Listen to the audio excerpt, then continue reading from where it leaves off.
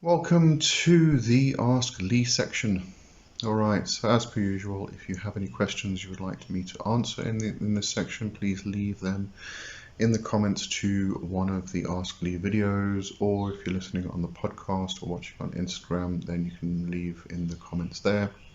If you are listening to the podcast on anchor.fm, then I believe you can leave a voice note.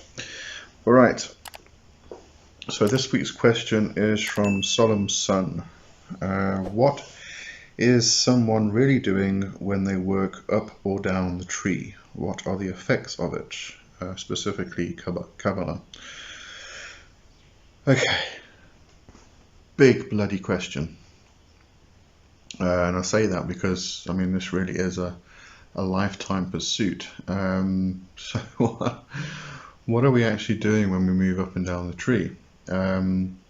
We are really exploring the different emanations that the tree represents, the different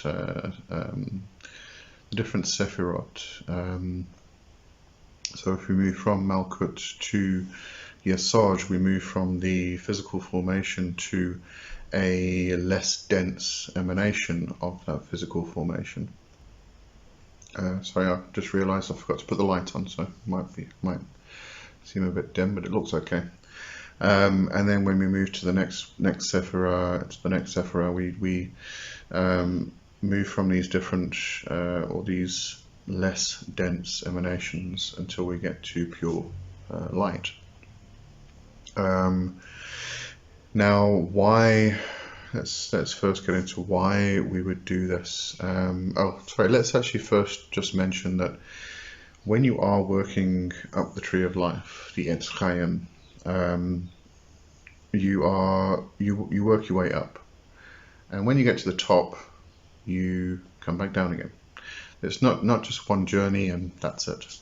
You're done. It's a case of going up, coming down, going up, coming down, going up, coming down, and that's really the question here is, why do we do this? What happens when we do this? So we can look at this from a variety of different ways. You have to also consider that within each Sephirah there is an entire tree.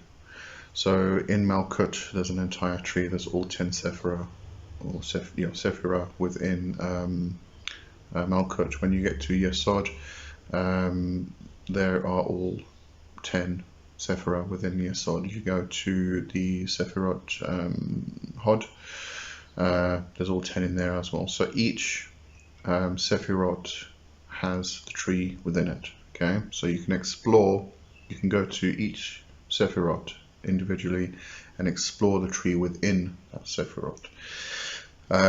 We also have to consider that there are four worlds within, or that make up the whole thing, the whole tree.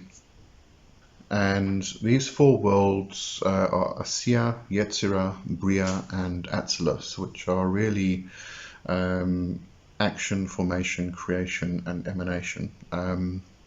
William Gray actually explains this pretty well, the four worlds. He explains it in kind of a production line type of thing. So action would be the phase, if we were creating a product or a project or something, action would be the phase where we sit down and we think about what that project or product is going to be, and we sit down, we plan out how to actually get it created and get it out there. Then we have the formation process, so that would be moving on to the production. The graphic designers, the industrial designers, the ones who design the products. Then we go on to the creation process, which is the actual creation of the product itself, the physical product, and then the emanation process, which is getting it out to the world. So you've got this like production line that happens, but it goes from, with the world, it goes from the very physical Asiya, and it goes through the different emanations again until you get to Atzilus, which is emanation. So even in that instance, we can move through the different Sephirot as aspects of these different worlds. So we can explore the entire tree as just the Etz Chaim, just the tree itself, as being in Asiya. We can explore it as being in Bria. So we can explore it in different ways, in different stages of being, different states of being.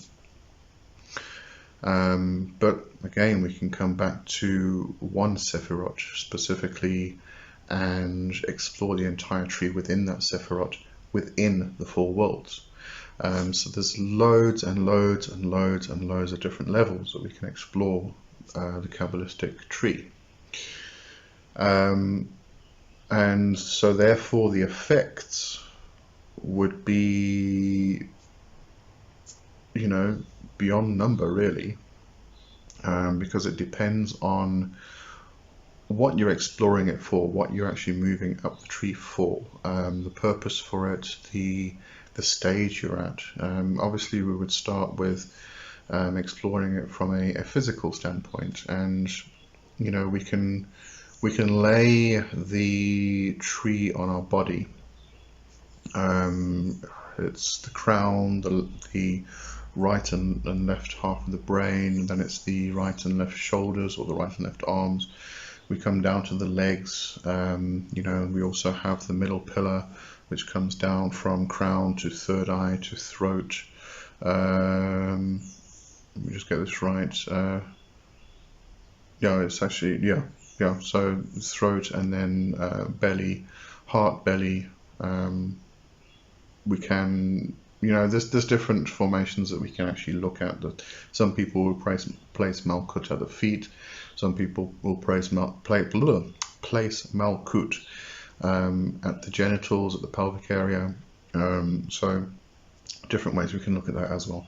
But we can lay the tree on the body, and we can work with that from a physical healing sense. But we can then also look at the Indian chakra system.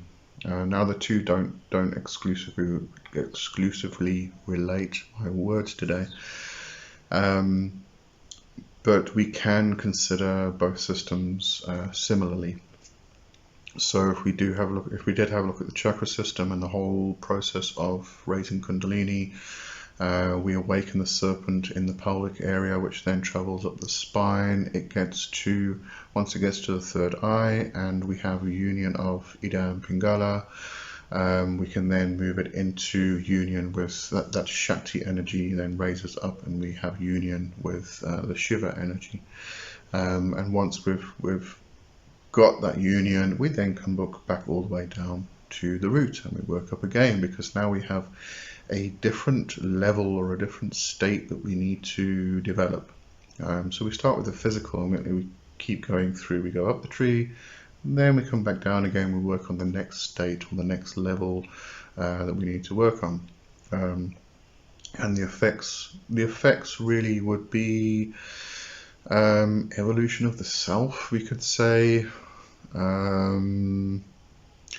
And really the effects would be bringing us closer to the union that I keep talking about, that we need. At the beginning we are completely separated, so we have Keta and we have Malkut, which are completely separated, but as we go up the tree, we get the union with Keta, and then we bring it down, so then we have this union of as above so below, and the whole thing spins and turns upside down. Sorry, I've forgotten where I was going with that, so I'm just going to carry on anyway. So we have that union which happens, and this is union between man and divinity, or lower self and higher self. That union which we we have the fall or the separation from divinity, and therefore we bring ourselves back into union. And each time we take that cycle, we get closer and closer and closer. We come into more awareness of that union. But to really become united with it, we need to, as I said again, start with the physical, move into the different worlds. So we start with action, and then we go into formation, and then creation, and then emanation. So there's many, as I said, many different ways you can look at this, many ways you can explore the tree itself. I mean, even if we just look at the paths, from Malkut, there are 3 paths. But if you were to take the lightning bolt path up the tree, then you go from Yesod from Malkut to Yesod, that direct path. But once you've taken that lightning bolt first time, you come back down again, then you can start exploring the different paths, and the different paths hold different effects themselves. You know, it's not just the Sephirah, it's the actual path that you take to get from Sephiroth to Sephiroth. They hold their own energy, their own level of emanation. So, you know, that's just a lifelong, and probably a multiple lifelong exploration that we could do. So I'm not entirely sure if that actually answers your question. I hope it did. Otherwise, just give me a shout and we'll have a deeper look into it, I suppose. Alright, but I'm going to leave it there before I start rambling once again, because I do like doing that. And have a great week. I'll see you next week with more. Have a good one. Cheers for now. Bye-bye.